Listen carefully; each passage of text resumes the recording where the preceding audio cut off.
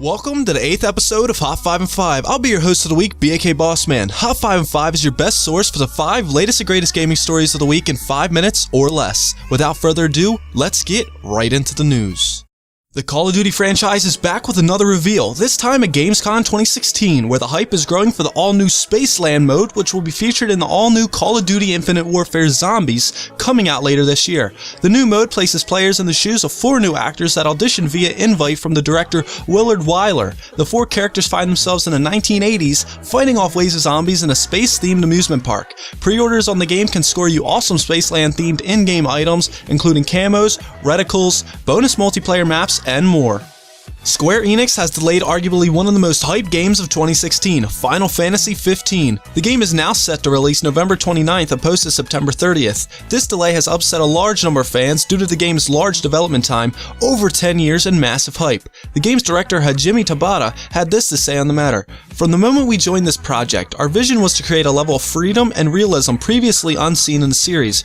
Regrettably, we need a little bit more time to deliver on the vision and are confident that this new release date will help us achieve this. As the director and lead of this project, I wish to personally apologize for the additional wait. Just as the hype from the graphics department was settling, Nvidia hit us with a curveball, launching a new version of the GTX 1060, featuring half the RAM and the device being half the size, measuring at 6.8 inches and having a single ACX cooling fan. This 1060 runs on 3GB of RAM, running alongside the Radeon RX 484GB. These new 1060s are stocked and ready to be ordered directly from EVGA at the MSRP of $200. MSI also launched their own line of 1060s, like Nvidia, having 5 models on tap, specs varying from model to model. Mass Effect, one of the biggest game series to be made, just got some pretty cool news. EA's Patrick Soderlund said in an interview at Gamescom that the Mass Effect series was one of the games that they were carefully considering remastering.